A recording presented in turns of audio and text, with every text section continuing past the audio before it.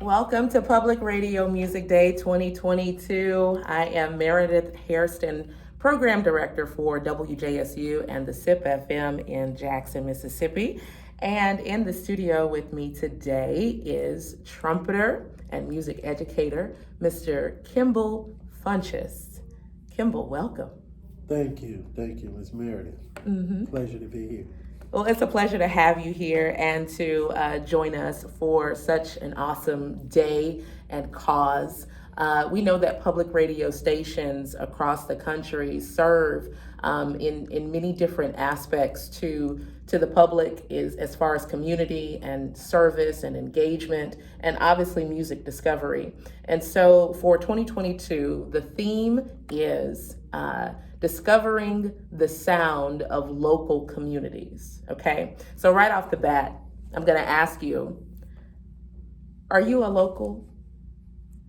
You're local? I am indeed a local. Okay, where are you from? I grew up in Crystal Springs, Mississippi, which is about 30 minutes south of here. Okay. So that's local. Yeah, you count. Okay, so where did you go to school? I attended Crystal Springs High School, the Copiah County School District. So I matriculated through the Copiah County School District. But Jackson got you? You know what? Came to Jackson State undergrad. It was so great. For undergrad, I decided to go ahead and pursue a master's degree. So we did it twice. Our love was so good, we had to go back twice. So discovering the sound of local communities. I think that there's this stigma sometimes attached to that L word, right? But it doesn't mean that you haven't experienced, lots and been around the country and even the world, in some instances. So, how relevant do you think the local sound is, especially in Mississippi?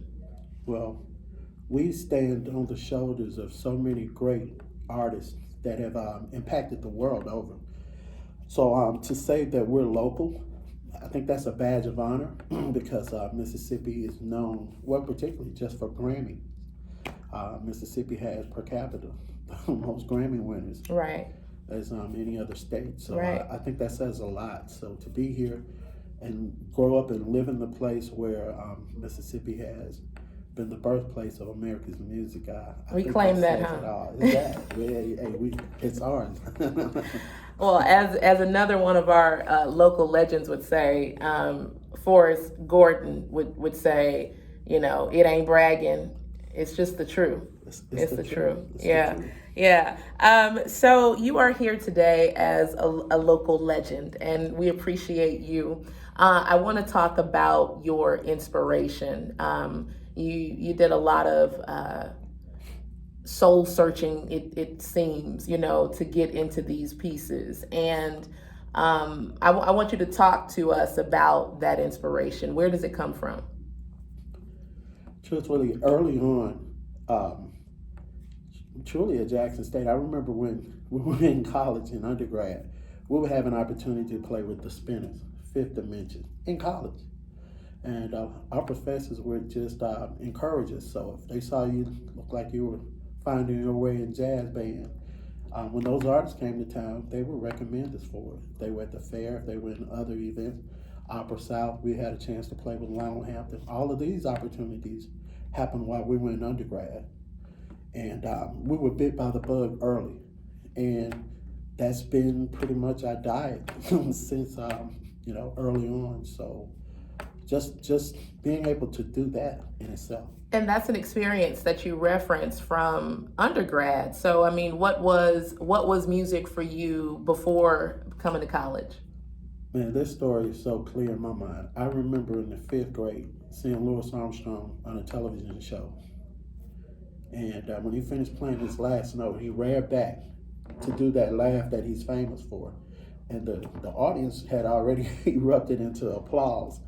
And when he ran back as if to him, he was receiving what they had given him as a result of the music that he laid out for them.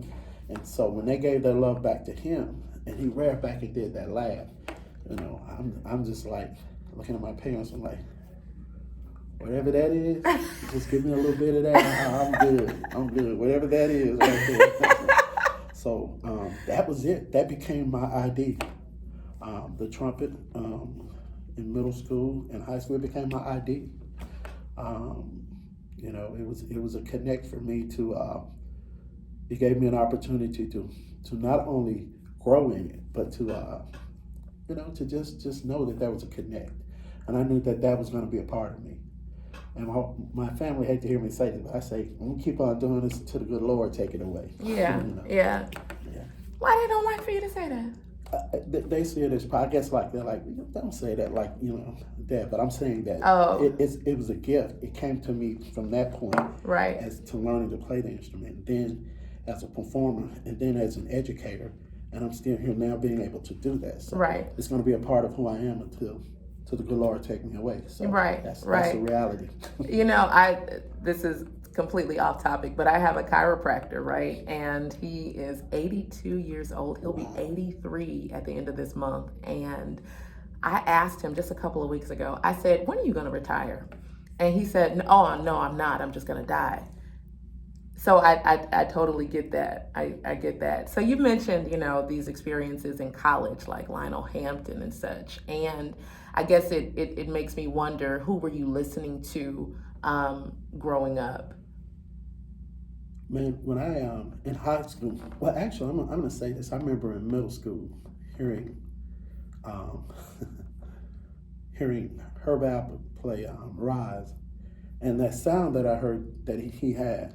Now, I don't know what made me do this, but I remember this clearly.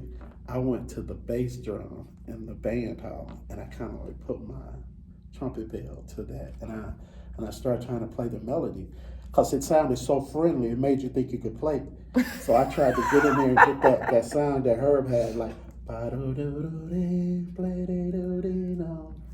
like, wow, that's cool. So I went on and tried to learn the rest. Uh-huh. And so there are certain sounds and tones they were identified with. So when I heard Louis Armstrong, that he made the music sound so easy. And when they can make it sound easy, it is easy until you pick up the instrument and you try to emulate what they do. Right. And so from Mr. Louis Armstrong to Herb Alpert, even just getting wind of people like Hugh Masekela, just hearing trumpeters. And then by the time I got to Jackson State, Clifford Brown, everybody we knew Miles, we heard Miles, and Dizzy, but you think of Clifford Brown, and when I heard the way he was playing, and I started trying to learn that. So, it became, because the culture was there. Right. Everybody that was somebody that was thinking about their horn, that's what they were doing. So we had to quickly come in and try to emulate what they were doing and speak the language. And it was a journey because it didn't come easy. Right. And it's still not there now. Well, you mentioned speaking the language.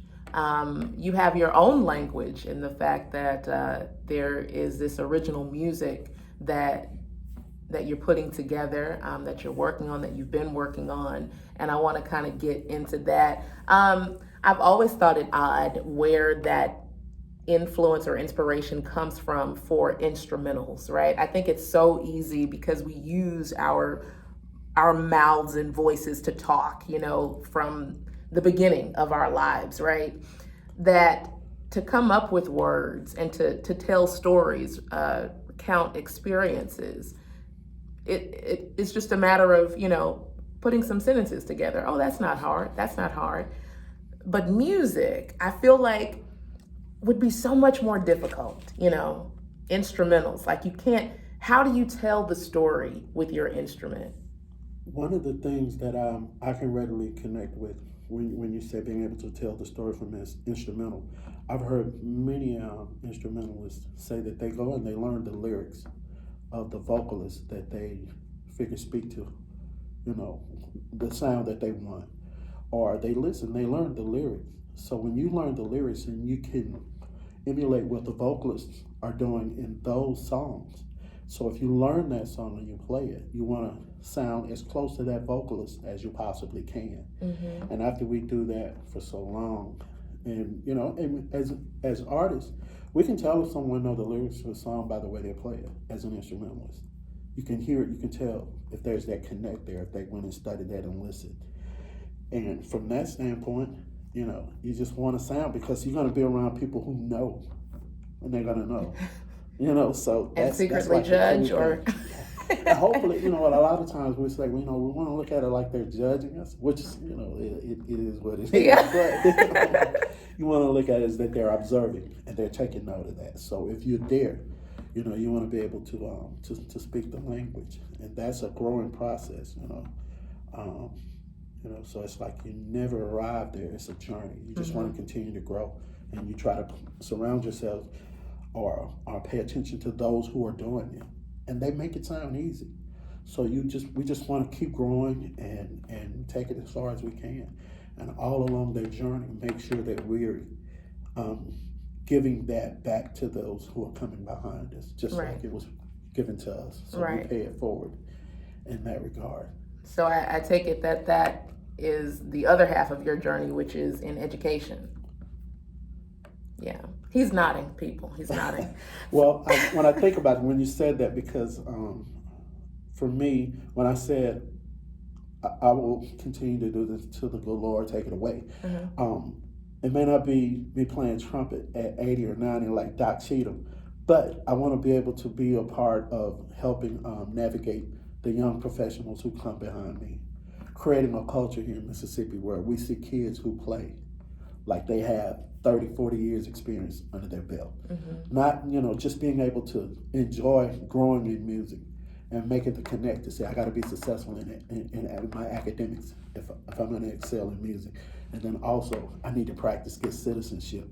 So all of those are pretty much part of their daily diet. Right. We don't want them to be the greatest trumpet player, and it's hard for them to stay out of jail, or Right. they don't know how to socialize or interact with other people. So we want to be able to teach the holistic child. And I know it sounds like a buzzword today, but we want to really make sure that we're helping navigate them through the process so they can be successful, whether we're there with them or if they're just moving forward with the skills that we help them develop. Right. I want to talk about your original music. It seems that you are very rooted and grounded in, I would say, a spiritual foundation, that which you share with us today. We've got a lot of religious pieces, spiritual pieces, standards and not standards, but Amazing Grace and by Precious Lord. So do you have another thing that drummer Jook would say is about the difference between the blues, and gospel was the day of the week, right? You change up the lyrics from Saturday to Sunday, and do you find that there is a difficulty? Like, do you have more of a passion, I guess, for doing more spiritual pieces than you do, something that we would hear on Saturday nights? That smooth sort of feeling. Like, do you have what puts you in that mode versus one versus the other?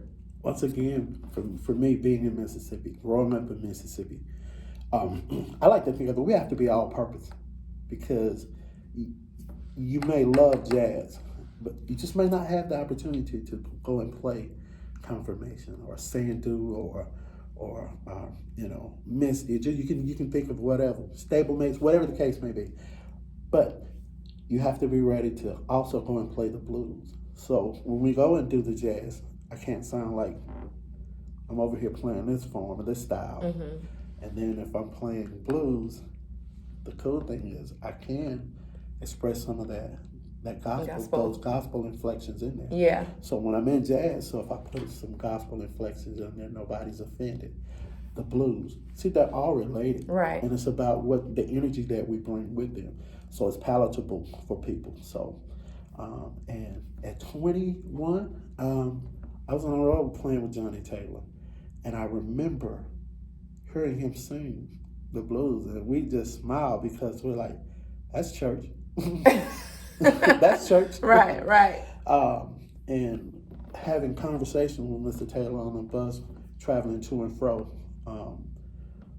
performances, he would share stories. And it was like the coolest thing to know his roots. So it confirmed what we were learning. We were able to rediscover some of the things that they had already done. Right. You know, so it's all relative. And I think our job can be, or we can consider, just infusing all of those elements to where there's a healthy balance, so everybody gets some of what they need. So it's a connect. And I think the more we can connect, I think the more aligned our music is with reaching people, which is that stuff like the ultimate goal. I would say the ultimate goal, not to offend anyone, but the ultimate goal to have people feel what's in you, right, and you sharing that out, right, in a very intimate or very transparent way, and a lot of times. Right.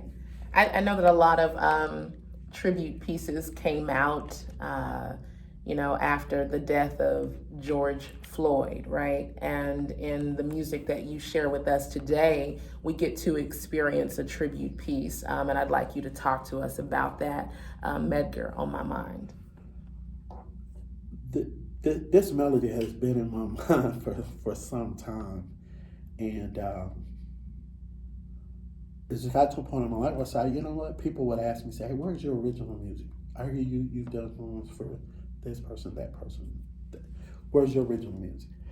So when I started working on original music, it gave me an opportunity to reflect on things that impacted our lives or my life. And I thought about, man, how this gentleman was just so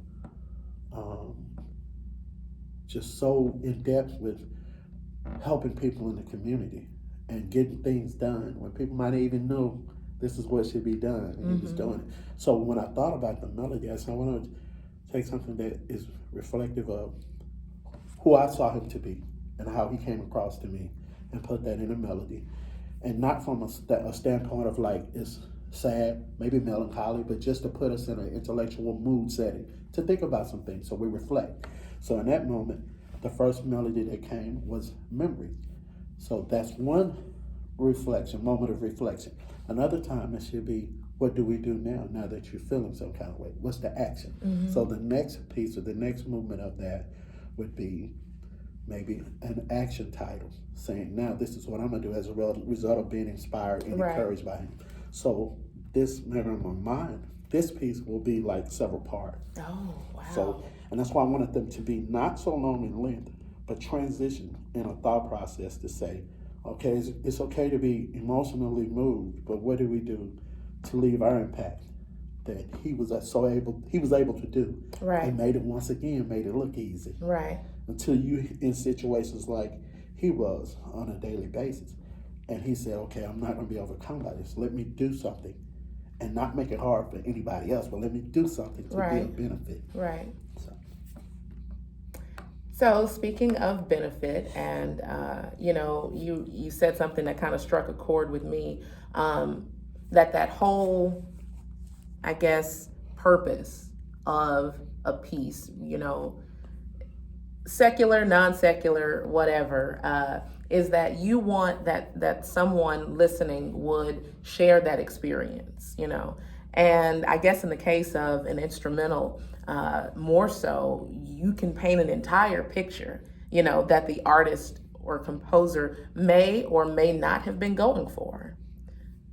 But it's kind of open. It's almost like a blank canvas. And obviously for lyricists, a person is attracted to the music behind the lyrics, or they're attracted to the lyrics themselves, like, oh my God, that is my story, So we get to hear something like Medgar on My Mind from an artist like you because of music discovery on public radio. So I want to know, what do you think is the importance of public radio in 2022? Man, exactly what you all are doing now. Um, Affording an opportunity for me as a local artist to come and let people say, "Wow, I didn't know he was doing that," or "I didn't know if he was here. Where is he? Where is he living now? Right. He's here." So this affords opportunity for people to hear and hear what's happening here locally. To know that, you know, whether we're living somewhere else or what have you, we're here wanting to keep the legacy alive of those who came before us and whose shoulders we stand on. So for me, public radio means an opportunity to come and let young professionals who are in middle and high school, or even kindergarten and elementary school, hear someone from this area say that, hey, I have an opportunity to do this. So with that opportunity, I need to be a good steward so that it's something is said that connects with the next generation, Right. whether it's kindergarten, I Right. would say K through 12. Right, sure. So we want to let them know that, hey, it's here. Right. Your platform is here. Go ahead, cultivate the opportunities that you have, be good stewards of those opportunities, and create the wealth of opportunities. Don't think anything is too small. Let those wealth of opportunities grow. And now this is an opportunity for Ms. Meredith to see younger students who are in middle and high school being recognized for what they're doing, because the talent is out there. There are some middle and high school students now that will make people say, wow, I didn't know they were doing that here. Right. So that's the culture that we want to be a part of and to continue to create Right. and nurture and help navigate that. So there's a middle and high school student sitting here having this wonderful opportunity with you and what you're doing here at the station. So I think that's what NPR public radio is about, because you're creating that culture now. Yeah, and NPR, we are definitely an NPR affiliate, so no problem there. And so, before we go, I want to give you an opportunity to let people know where they can find you on social media. You did mention, this being a type of platform. So share your social media platforms if you would like, or if you have any upcoming music being released, or where they can find your music and so forth. Yes, thank you so much. KimbleFunchessMusic.com. You can also go to Facebook under Kimble Funchess Music. Instagram is at LaFunch1. You can go to iTunes, any digital platforms, type in Kimble Funchess. And the first single that we released is Keep Pressing On. The second single is Homegrown in My Mind, Memories. And just released our first gospel single, and it's entitled Lord, You Are So Precious. So that was released on the 21st. So it's out on digital platforms too, Kimble Funchess. So also we have what we call Mindfulness Through Music, and that's on LinkedIn, Mindfulness Through Music. And Google the name and see some of the things that we're doing. We, like I said earlier, we're in Mississippi. We try to be all purpose. We of course we still are growing on instruments, but we're educators, music educators as well, and we just want to keep our hands on the pulse of what's happening and help navigate the young professionals behind us. And when you mentioned about instrumental music, not wanting to be in a bag, there are so many songs or melodies that are in us, and we don't want to limit ourselves by having to stack under a genre. Sure. And we don't want to step on the way the business is, but when the music is in us, we want it to be able to come through in its purest form so that people can connect with it. And I won't even think about it if it's gospel, if it's blues. You gotta hear it, because if it's in you, it's got to come out. Right. So living here in Mississippi, there are so many experiences that many of us experience. So music is an outlet. Everything that we do, the way you perform, all of that is just, there's room for us out there. So we don't, I was so glad when a young man told me, he said, hey man, I hear Clifford Brown in there. He said, but is there not enough room in there for you? Let your voice come through. And so at this stage and phase of life, that's been a focus point of mine, or a focal point of mine. Wow. Yeah. I like that. I'm going to marinate on that a little bit. Kimble Funchess, trumpeter extraordinaire, one of our Mississippi homegrown local legends. Yes, celebrating Public Radio Music Day with us here at WJSU and the Sipp FM. Kimble, it has been an absolute pleasure, and we appreciate the time that you've taken to share your gift with us. Meredith, thank you so much. Also, check us out on YouTube. Thank you so much for this opportunity. Thank you and your team. Much Thank respect. you.